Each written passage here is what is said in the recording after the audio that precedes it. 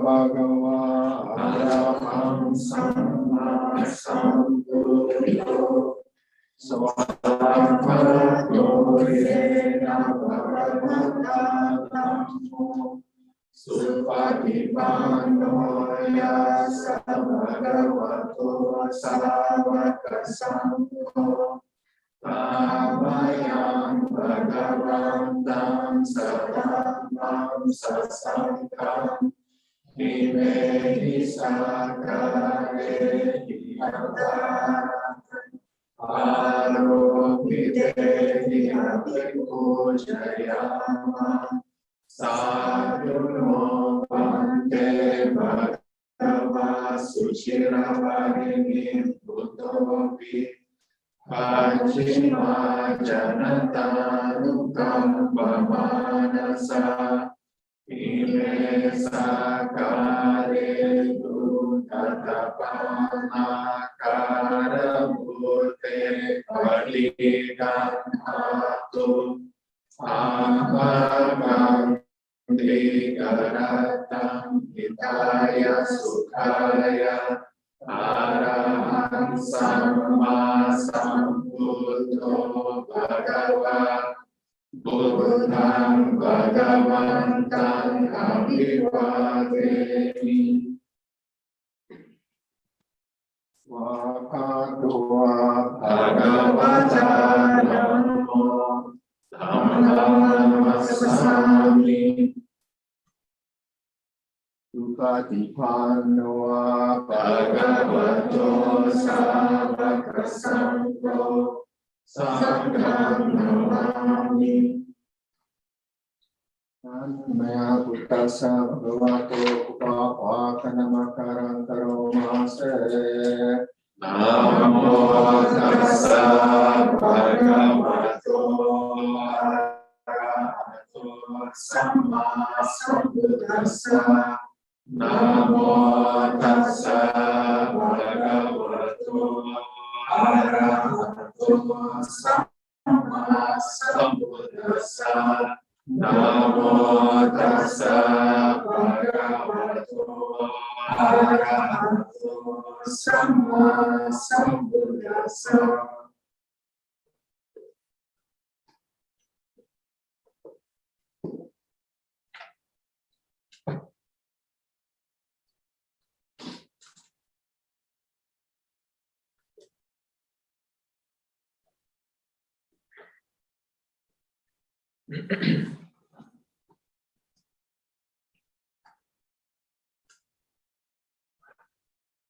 Who's doing it?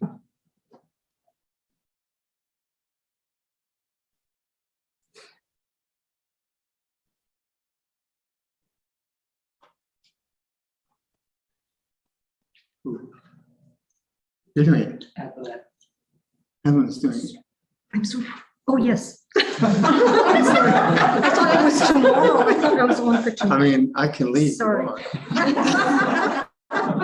You can I don't think Page it's one. personally, don't worry.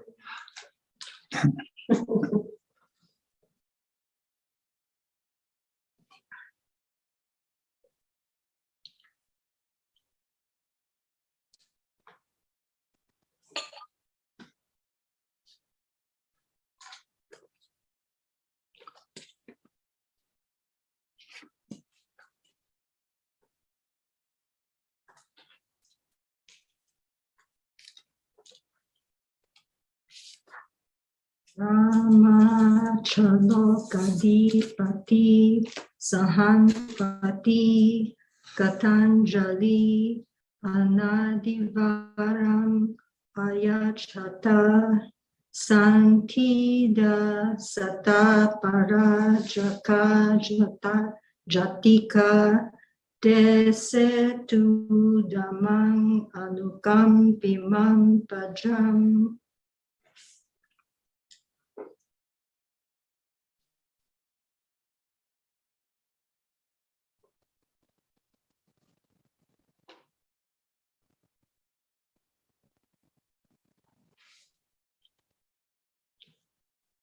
Namo tassa bhagavato arahato samma sambuddhassa.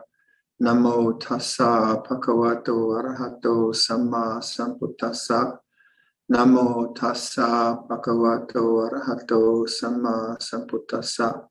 Buddhang dhammang sanghang namasami. So hello everyone. Good morning, Thailand, Singapore, Malaysia, Perth, Australia. And good evening, Canada. A lot of Canadian, a lot of OBS folk on this, right? Mhm. Yeah.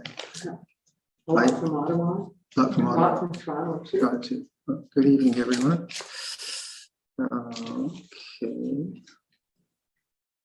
What are we going to talk about here?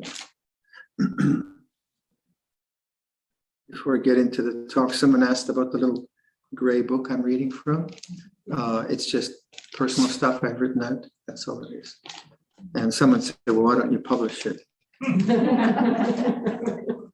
Well, you know, I'm lazy. I mean, that's the main thing. But the copyright would be an absolute horror show. I didn't even think of it. But it's a great thing to have, isn't it? All your favorite quotes. Because there's something about, I go through those quotes a lot, and they're always about transcendence. It's never about politics. The price of mangoes on the market or something. So it's perennial. So it's, you know, oh yeah, I see why I like that. When I look back, yeah, I like the same stuff 20 years ago, which is reassuring. And then apparently Chris and Ann took some pictures. Oh, Chris took pictures and then Ann sent them out to everyone of the building and trees. So folk were appreciative of that. So thank you. I wish everyone could be with us. All right. So before going to those questions, then Brian, this is a quote: "The noblest of riches is the abandonment of desire." And that is from Ali, the first Shia Imam. And Brian's comment is, I read this recently in a novel. Perhaps it is a true quotation. Certainly Rumi speaks in that way. All right. Those are just comments. And also, get to Barbara's question about this evening marks the beginning of Yom Kippur, the holiest day in the Jewish year. While it is the Day of Atonement, it's also discussed as the Day of At-One-ment, which resonates with Buddhism for me.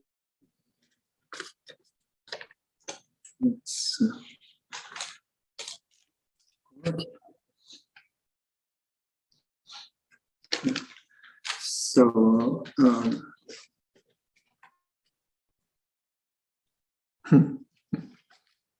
am I going to say? So just arrange the papers, make it look like you know what you're doing. You ever have it? Okay, Buddhism 101. So, right understanding. There you go. First part of the Noble Eightfold Path, right understanding. Sometimes it's written as right view. I don't particularly like right view because it sounds like it's a dogma. You know, there's right view and wrong view. I mean, you can do that with the word understanding also, but understanding to me is also a visceral thing. So, and if you take the first noble truth, you have to stand under suffering. Right understanding. That's a kind of experiential right understanding. So when Luang Por Sumedho, do people listen to Luang Por Sumedho on the podcasts? Anyway, if you've been listening to him, he's very powerful now, and his language is so simple. It's like this, and like Barbara's question. What do you mean by in the phrase sound is in awareness. I understand in as a container, something in something, something else that is bounded. I assume you don't mean that. I understand the phrase intuitively, like T.S. Eliot's, but I stumble over the in the phrase when I think of it. And that's the problem with language, isn't it? You know, it's just like language language divides, and that's what it's meant to do. So I'm just thinking about Luang Por, he's just saying it's like this. That's all he's going to tell us. He tells us more. He tells us much, much more. But you know, why does a man after over 50 years of dedicated practice and a very skilled man in reflection, he's very skilled in the way he reflects, and this is what he offers. He's got a big carved, well, in Thailand, he had a big carved sign. It's like this. And then you can't argue. You can't argue that. And yet to do that, you know, and then you could think it's a tautology or it's just some kind of, you know, something ridiculous, silly. But to actually, what he's saying is you have to do that. Rather than take a position, it's like this. That's life is as it is kind of thing. But to actually do it's like this is the awakening. So he's pointing to the awakened mind. And then what else can you say? And then, so the language, some right understanding leads to right thinking or right intention, samma sankappa. So you have samma ditthi and samma sankappa. And again, with words can be very, very useful or very, very confusing or very destructive. So language is such a powerful thing. But in terms of samma sankappa, Luang Por, so if Luang Por says it's like this, that's samma sankappa for him. That works for him. So he's using language to awaken, to remind us of awakening, awoken, not woke, awakened mind. Now, it might not work for everyone. Someone might just think, oh yeah, I know that, and just walk away from it. So it's not like an absolute language of like total rightness. So what we have to do is, first of all, open up to the way things are, and then in our own conditioning, the conditioning that we have as human beings, to how does the sense of ego get created? Through what kind of emotions and situations? How does Sakkaya Ditthi, as we call it, manifest as all the language of self and other? And then figure out how to basically dismantle that, I suppose, or not believe in it.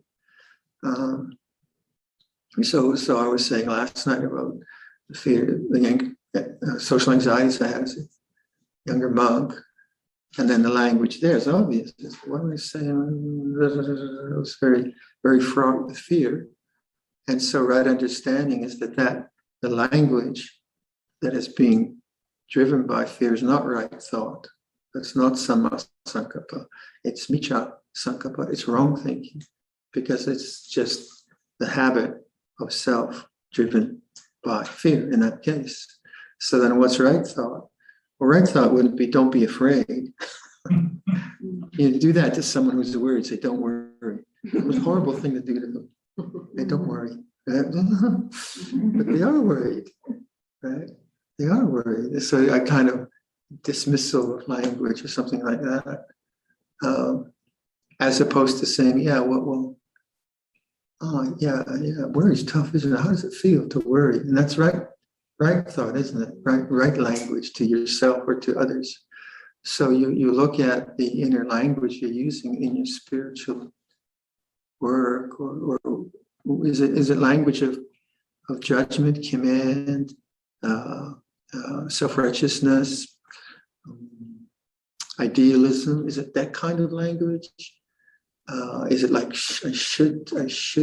Let's say take the word contentment. Say we were reflecting on that from Nisargadatta, contentment. You could use that as the reflective word as a kind of mirroring to how you're responding to the present moment. And that would be reflection. So if you are, say, if sciatica pain is getting you in the last 10 minutes of the sitting, and then pain arises, there's a choice to move or not.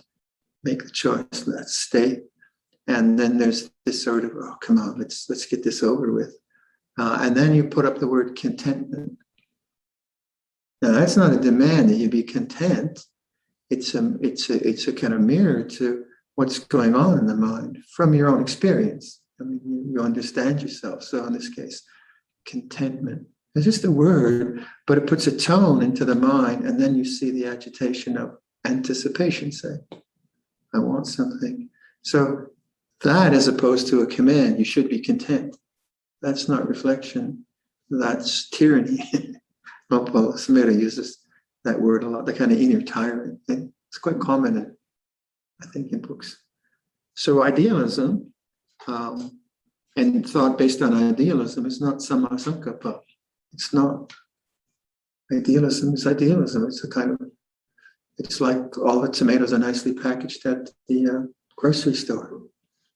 But life is not a nice package. Sometimes it's messy and so on. So the right understanding is, first of all, awakening. Well, it's like this. And then from that awakened state, see, well, where's the problem? What's going on? Is there a problem? What's happening? And then that's silent observation. So I think in Korean Zen, I've heard, maybe this is just a rumor, the Roshi will every now and then, sesshin will bellow out, what? And you can see that be quite powerful. You're kind of drifting off. What?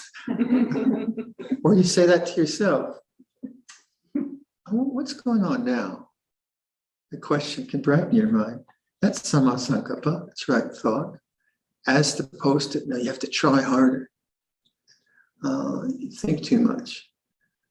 Or like labeling can be quite good, can it? Like you're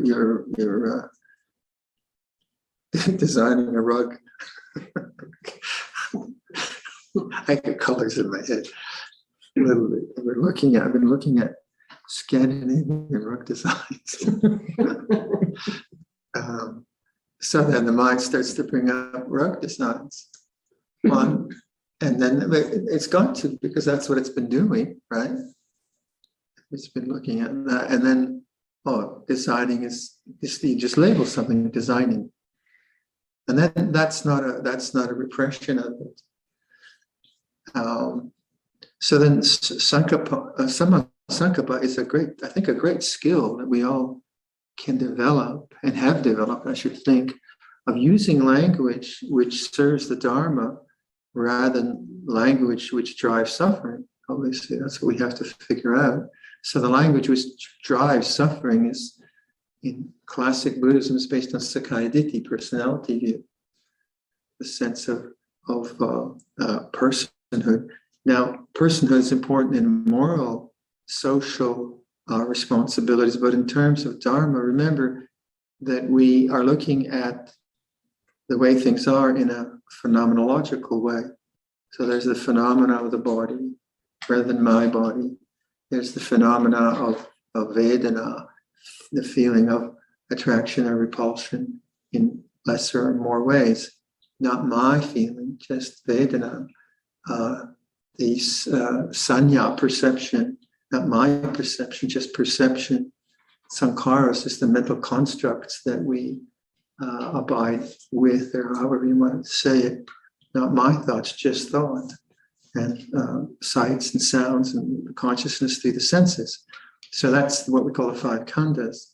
And that is, you see how it breaks it up in the moral philosophy or in the moral description of Buddhism. You have social responsibility, and that's where we use the sense of I. That's valid use. But then if we want to understand liberation, we have to understand how the mind works, and then we don't employ the sense of I. we employ a different model, and that's the model of, I think, the closest in Western thought is phenomenology, the phenomena of the body. So when I suggest in the meditation on bodily sensations, you're beginning to see that this is not my body.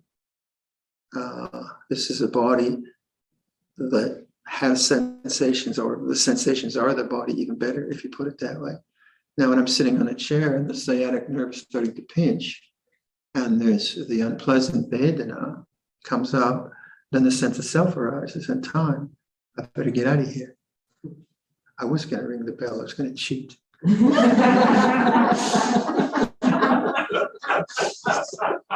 What do you call it? You say it's when you disclose to full disclosure. Is that what it is? Yeah. Something like that. I confess. And just that, like take the end of the sitting. It's a very good lesson in reflection. How the anticipation creates a sense of self because there's the desire for the sitting to end. How that sense of self, then if it's not known as an object, creates looking at the clock, and then creates more restlessness.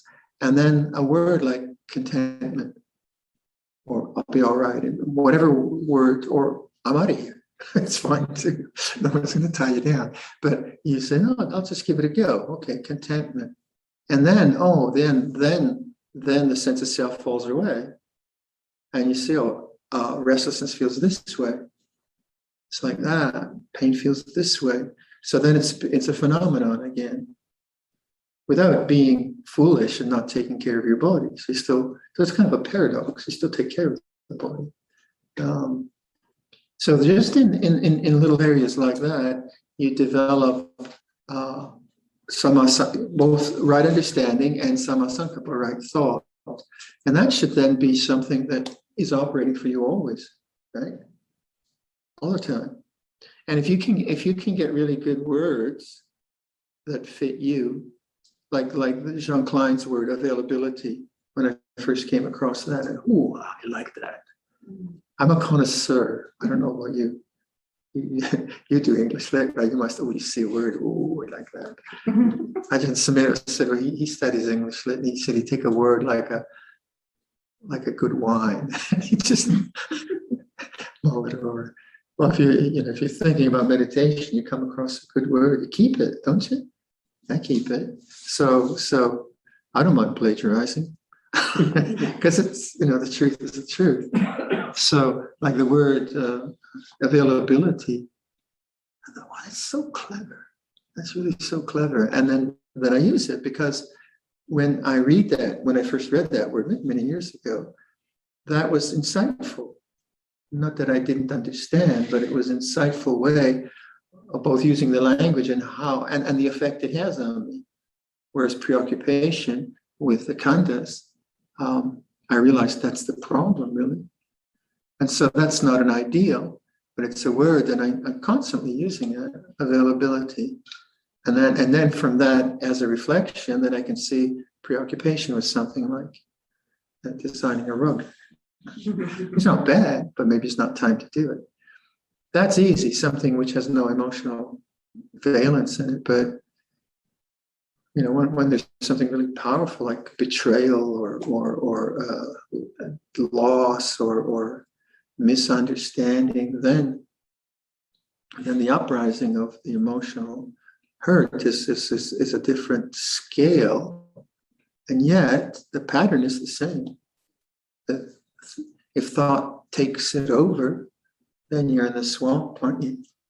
So then, as you get good at this in the ordinary, the mundane, that's what we say when things get difficult. Your practice clicks in, because all that accumulated understanding of both yourself and the use of language and right understanding and the suggestions you make to yourself, all that pops into place because you've been doing it. Someone who's never really done any kind of work like this can get obviously very easily overwhelmed. So then, like I think a lot of people like the two words I used to use a lot: infinite patience, boundless compassion.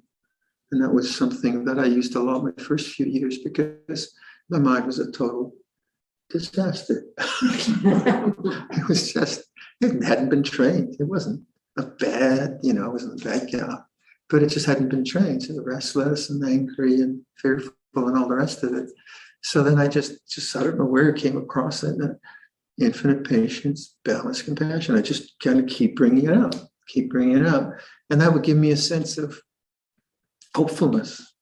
I think, it was kind of a hopeful reflection. And then it sort of eased the tension of my mind. So develop your own vocabulary. And if the words I use or someone else uses don't work, then no one's wrong. Just don't use them. But if you can get the idea, that helps. It helps a lot. Too much thought, I think, is a real bane of Theravada Buddhism, because it's so intellectual. The kind of the lists and the parsing of sub-commentaries and sub-commentaries, and come on. And that, I think, just leads to more mental constipation or mental diarrhea, maybe the other way around, where you're just thinking all the time. And so why Luang Por after 50 years, what does he say? It's like this. He's got a degree. He's got a master's from Berkeley. He was in the Peace Corps. He's very, very bright, very well read. It's like this. And you probably heard the story where he's at Amaravati and he's contemplating consciousness, vijnana. He says, what is consciousness? So he's walking over to the library, Amaravati Library, massive library from Christmas Humphreys, donated it, plus other books. He's halfway and he says, well, this is consciousness. This is this. He goes back to his kriti. So you could read all these books about consciousness, right? But what is consciousness? Well, it's this. So I ask you the question, how do you know you're alive? If you give me an answer, yeah, but how do you know that? And that brings the mind to silence. And pursuing silence rather than objects is what some sankappa should be doing. Pursuing the silence of the mind rather than objective analysis. And then too much reading is then going the other way. It's just filling the mind and creating more doubt. So how do you make the causes and conditions for less doubt on the path? You have other kinds of doubts, your bank account or whatever, the world doubt's important. But in terms of Dharma, the constant thinking over of things thinking over things is fine, but the seeking of an answer and then having a doubt and the seeking of an answer and having a doubt, seeking of an answer is a trap. It's a trap. So all the spiritual traditions, especially in Buddhism, the who am I from Chan, the Korean koa, like what is it? Luang Por, always he said, it's uncertain. You'd ask him a question, he said, well, actually, it's uncertain. Thanks a lot. So that sense of uncertainty we don't like. Intellectually, we don't like it. We'd like an answer. And sometimes we need answers. And so there's a large part of, I think, spiritual endeavor, which tries to get you to the state of questioning and stay there, but not look for an answer. If you look for an answer, you're going the wrong place. And that's what I tried to do with those two questions. I don't know if it worked, but I don't expect an answer. But like I said in the last guided meditation, is awareness separate from sound? And if you're really doing that, you won't get an answer. You get silence because you'll be listening. If you're not doing it, you'll be thinking, what does he mean by that? Am I listening or am I not listening? Did I get it right? Maybe I better ask him, better write a question down. You're not doing it. That's thought, right? That's just thought. So actually to like pure attention, pure awareness is sound. There's no need to think about that. I mean, we can all do that. So why would someone think about it? Don't. Did I get it right? And then there's the belief in doubt, the attachment to the thinking, and the whole 9 yards of that. So it's just so it's so close and so immediate that people are like, oh, it can't be that. Must be more than that. I better read a book. You ever go in a Buddhist library and you got all these books, you think, somewhere in there, there's the answer. One of those books, I'm sure. And so in that guided meditation, I said that the question is the answer. And the answer is that awakened mind. It's like this. And if that doesn't work, then try something else. But also I think that question is awareness separate from sound. You have to be silent to do that. That takes you to the whole sense of the doer. Is there a thinker or is there thinking? There is seeing. Is there a seer? And that's the Bahiya Sutta. We're talking, these are the highest kinds of teachings in Buddhism. They're not teachings about morality and so on, but that's what I enjoy. But the Bahiya Sutta, we did agree that the present participle is allowed. In the seeing, there's just the seeing. And there's, okay, thank you. Usually, the translation of this, the sutta is where, you probably all know this, but Bahiya is an ascetic living somewhere far from Savatthi, and the Buddha's in Savatthi, I think. And Bahiya thinks he's enlightened. A relative of his comes to him and says, you don't have a clue. You're not even close to enlightenment. But there's a Buddha in Savatthi, or maybe Jetavana. Jetavana is in Savatthi, right? Yeah. I gotta check. Go see him. He'll tell you the truth. So Bahiya travels across some part of India, not resting any day, just keeps going, resting at night, going. He's an ascetic. And he gets to Jetavana, and the monks are all on alms round. And so then he goes into the town, finds them in alms round, and he falls to the ground, prostrates himself in front of the Buddha, says, Lord, please give me some teaching. Just a short teaching in brief. And the Buddha said, well, now's not the time, Bahiya, now's the time for alms round. And Bahiya says, Lord, life is very short. just a brief teaching. Bahiya, no, now's not the time. And so the third time he asked, and so the Buddha said, okay, Bahiya. I don't think he said okay.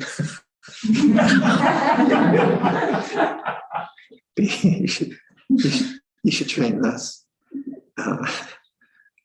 In the seeing, there is just the seeing. That's what we agreed to. There are many translations. In the seeing, there's just the seeing. In the hearing, there is just the hearing.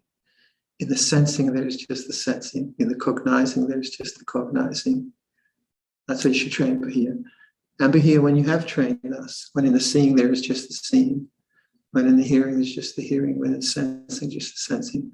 When in the cognizing, there's just the cognizing. Then Bahiya, you will neither be here, nor there, nor in between. Just this is the end of suffering. Tough one, yeah. And that's the whole sense of the doer. So your quote, I'm coming off of that at one minute. Thank you. At 1 minute. And just to finish the story, so Bahiya takes the teaching, thanks, bows to them, prostrates to the Buddha. Monks finish alms round, they come to the gates of Savatthi. And there's Bahiya, he's been gored by a young bull, dead. And so the monks, the Buddha is clairvoyant, so the monks ask the Buddha, what should we do with Bahiya's body? And the Buddha says, venerate his body. because Bahia attained enlightenment. And in the text, it said that Bahia was the quickest to attain enlightenment with that short phrase. So then all the monks read it. Okay, I'm ready. So we don't have the barami of Bahia. But for me, that is sound separate? Is awareness separate from sound? Is it a separate thing, an entity? That takes me to that Bahia Sutta, because then in the hearing, there is hearing for sure. I can't find a hearer. I can think a hearer. Yeah, I'm listening to the sound, and that sound is too loud, and I wish they'd turn off the air conditioning. I can think like that. But if I allow myself not to think, I just enter into silence. And this is why you need samadhi. Samadhi, which is a composure and collect, and otherwise you cannot do this kind of refined reflection. So sometimes this kind of refined reflection is impossible because you're just in some kind of turmoil. You have to deal with that. Maybe it is, maybe not. But if you have the kind of barami that we have now, good environment, safe, and so on, you can do these kinds of things and contemplate what that sutta might have meant. So you sit down by the river, look across the water, and then in the seeing, there's just seeing. Or is awareness separate from seeing? I can't answer, right? But to me, it seems that the question is the answer. Now, then, can that be sustained?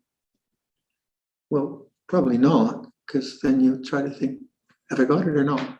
Or something like that. Or you just start to think about lunch. Or whatever. So the habit of preoccupation with the khandhas, with phenomena, is very, very, very deep. Constant preoccupation with mostly self-thinking, right? Like how much of thinking is actually fruitful? 5%? 10%? Maybe if you're a coder. If you code, then a lot of thought is just a habit, a lot of habits. And so when like Jean Klein says, availability, that's pretty profound, because that preoccupation with the conditioned phenomena doesn't allow this kind of subtlety of attention. And yet that's really the gateway. We'd say that's the gateway to the deathless. That's where it works. So samadhi, that's where samadhi is important. And somehow samadhi gets translated as these very high jhana states. You see that? Well, we've been talking a lot about that, and it seems that the word jhana can be used in many, many ways. And that codified way of talking about jhana came from Buddhaghosa in 11th century, 5th century AD. It was a few years ago. But it kind of really got codified into Theravada Buddhism as the commentarial tradition, as we say. And then it becomes very ossified, I think. But then from my little discussion with friends and my little reading, it seems that word was used in more like meditation. And so in the Chan tradition, in the Chinese tradition from the Agamas, that jhana became Chan. And so you have Sanskrit dhyana, Pali is jhana, Chan, it was Chan, that's what Chan is, from jhana. And then that became Zen in Japan. It's the same word going around. And so I met a Chinese practitioner who's a translator, and she said it was meditation. And when she came across the Theravada text, she said, absorption, what is that about? Mm-hmm. What does that mean? And she couldn't understand that. And then she kind of read about it. And then Chan that's meditation, Zen is meditation. So I think that word needs to be kind of reconsidered, because it makes it sound like you have to have these really, really high super absorbed levels of concentration. Then the difficulty is if you're absorbed in an object, how can you realize the objectless? So there's a kind of logical difficulty there. And then what's said, well, you have to come out of the jhana then for your realization. I said, well, that sounds like a bit of a fudge. Like someone fudged the chemistry exercise by putting an extra zero in. Did you ever do that? I always did that.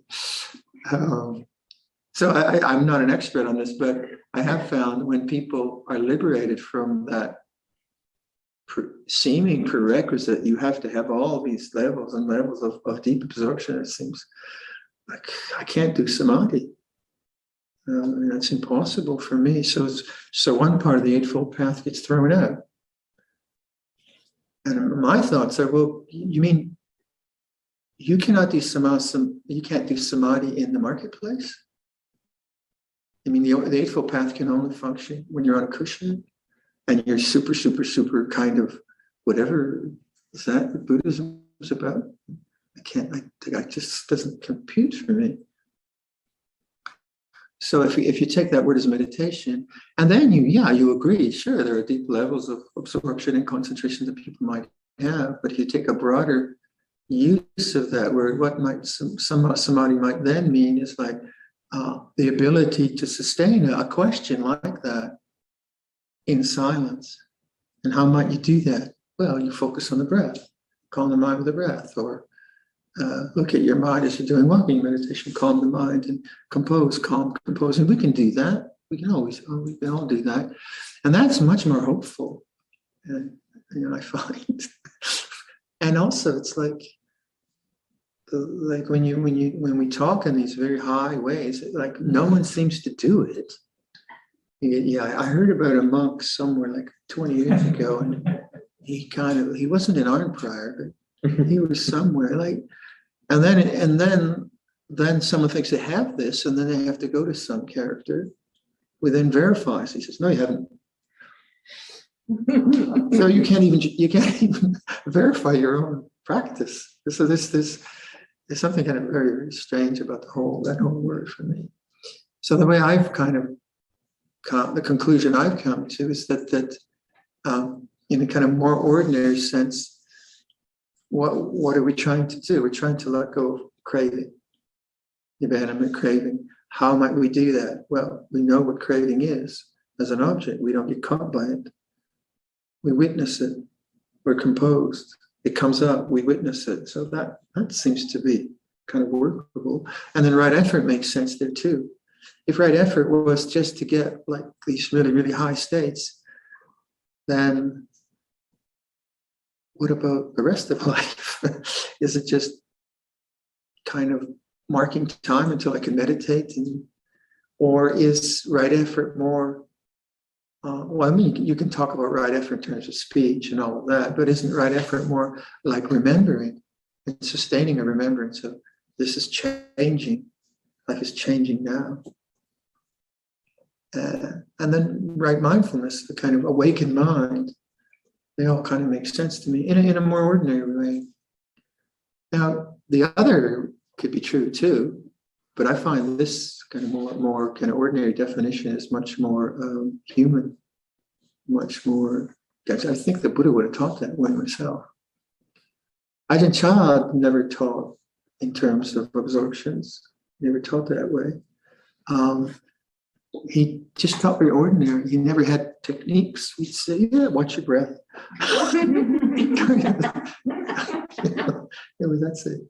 Because he felt it was like one's whole life was around the Buddhist ideals and Buddhist practices. And certainly there are, in our Sangha, there are monks who have deep levels of concentration achievements, and they're reputed to have psychic powers, and then all that kind of is around. But most of us just kind of getting on with being mindful and being aware. So the Noble Eightfold Path then is this kind of really, really human way of reflecting, right understanding, right thought. And remember, right thought is not right dogma. And it's such a destructive thing. Sometimes you see, like even in Theravada, some scholars, some monk will say, enlightenment is only possible in Theravada. And I say, oh, come on, go away. And that kind of, and that's the dogmatism of that's why we don't like the word religion quite often, isn't it? So if it's about reflection rather than dogma, then you say, well, what is right thought? And how is it conducive to the letting go of suffering? And then right action, right livelihood, right speech, they become they're more and more obvious. And then right effort, right mindfulness, right. I don't use the word concentration so much, right composure. I like the sense of composure. I find that better. So that word, some of you have studied that word, seen that word around. Consider it. There's a broader possibility, maybe. What is devotion and how can we develop it? Well, you look at the picture of someone you love, who you respect, and let the qualities of that person become the qualities of your mind, or the qualities of love. And then if you want, take the picture and then put a candle in it. And then if you want, go to your garden, pick a few flowers in the summer. Get a vase, a beautiful vase, a really nice vase, and put those flowers on the shrine. And then if you want, take some incense, your favorite incense, only the best incense. He taught me this. I mean, I knew it already, but he taught me. He knows how to do it. And then you offer that incense to the picture. And the sort of plagiarizing here. And what does that do for your heart? Right. I have most of the monks I have to teach flower arrangement. Someone will offer a bouquet of flowers from independent grocery store or something, and they'll just plunk it. Look at that. Sometimes they won't even take the string off. That's not beautiful. Where's the devotion? Where's the respect? So I'm getting there. But what happens to the heart? Well, you actually take the flowers out, you lay them out, you make a nice arrangement, you get a beautiful vase, and you do that all as an offering. It's devotion. And Buddhist shrines are always available for devotion. Right? So if you see a Buddhist shrine, don't be shy. Probably the neighbors won't mind if you pick the flowers. I better be careful. Pick a few flowers, put them on the shrine. If you see a shrine that's dirty, clean it. Make sure it's dusted. If the wax is all over the place, so that's a sense of of caring for something that you care for. So sometimes Buddha images don't have that connection for people in non-Buddhist countries, but some imagery, whatever you want. And then you do all that, and then you do it daily. That has a really neat effect on the mind, isn't it? And you start to want to do it, as opposed to opening your emails. Delay that as much as possible. So devotion is, and it is interesting how India is such a devotional culture. They have so many shrines. I've been to India, there's shrines all over the place for everything. And the sense that if you go to Bali, people have been to Bali, the fields of Bali, shrines to spirits and deities, and it's just so colorful and beautiful. And they make offerings. So in what a way so the heart opens in that way of wonder and gratitude, love, all those things. How to handle when love and aggression present one after the other. I don't know how to answer that. If that person could write it again, because I don't know if the aggression is towards. So whoever wrote this, could you please send me a more expanded version? How to handle when love and aggression present one after the other. Is that in your own heart or it's coming at you? Or, so if you could expand on that, please. How to calm the mind when anxiety presents during sleeping. How to calm the mind in the dream state. Don't know, really. Usually you're just dreaming. I said, don't worry about it. But when you wake up in the middle of the night, or when you wake up in the morning, what are the remnants of the dream states? That's where you can be aware. And if the remnants of the dream states are anxious, they're right there. Do yoga nidra. Lay down and say, oh, anxiety feels this way. Go away from the narrative, move to the body, breathe with kindness, spread metta, that kind of thing. If you wake up in the middle of the night with anxiety, then walk around, do some walking meditation, and interrupt the sankhara patterns, the thought patterns, the narrative patterns. And then get sleep again. That's not the only thing you do. That's when you're conscious, isn't it? What is the difference between the becoming of Sakaya Ditti and that of mana, conceit? These are two words in the fetters formula. There are 10 fetters. First fetter is Sakaya Ditti. Mana is like 7 or something, 6 or 7. I don't remember. And they're just levels of ego. So Sakaya Ditti is like the gross sense of self through language. I am this, I am that. I'm great, you're not great, whatever you want. And then the Ditti Mana is much more subtle sense of the doer. And there is a sutta where this might apply, where the monks go to one of the very well versed elders and accomplished elders, and they go to him and they ask him, are you enlightened? He says, well, not yet, not quite.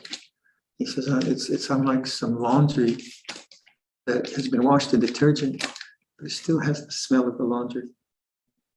You have to put it out on the line. So that's the image he gives. So maybe that's what that subtle sense of self is about.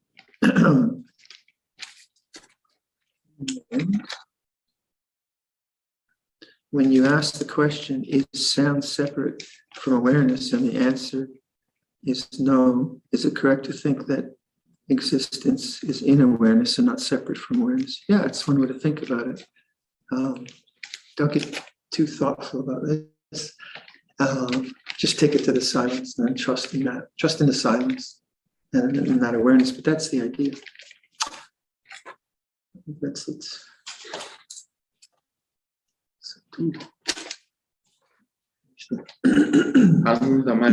Namo Vada Katha Sadhu Karanda Dhamase Sadhu Sadhu Sadhu Anumodana. And finish with the 4 divine abidings.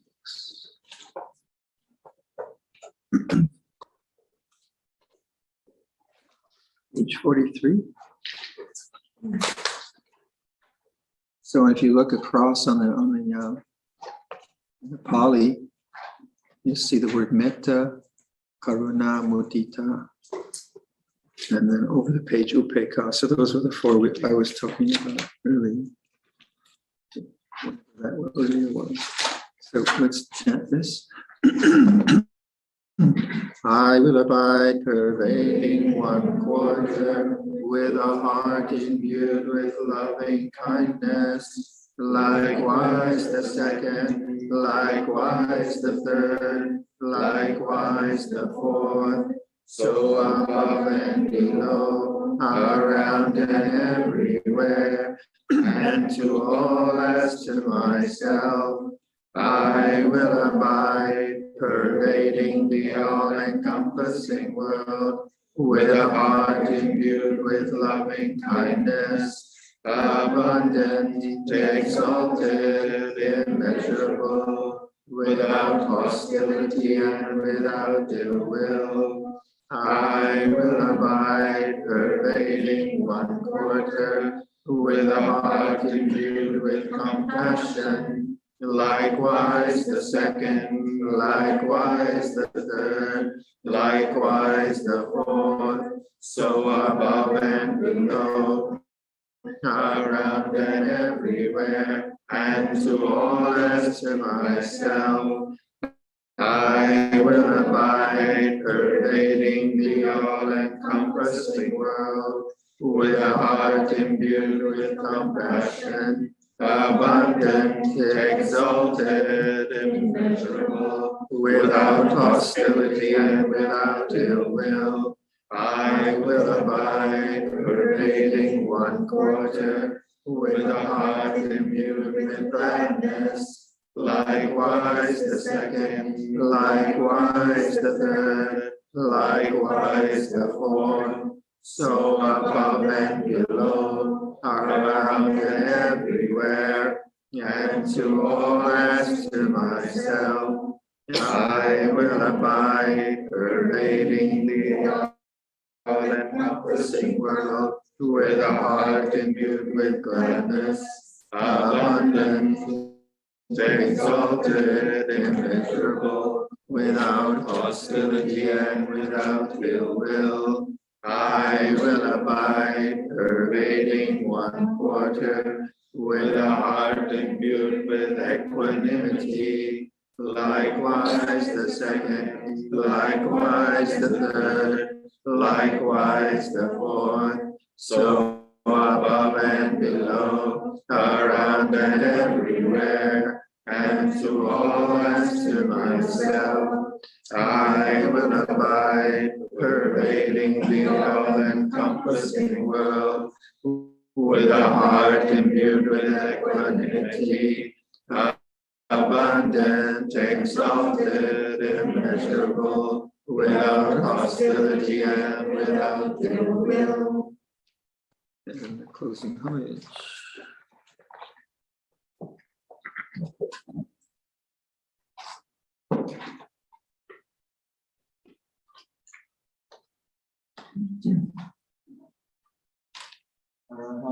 Samma Sambuddho Bhagava Buddham Bhagavatam Viradhammo Swakato Bhagavata Dhammo Dhammam Namasami Supatipanno Bhagavato Sangha Sangho Sangham Namami.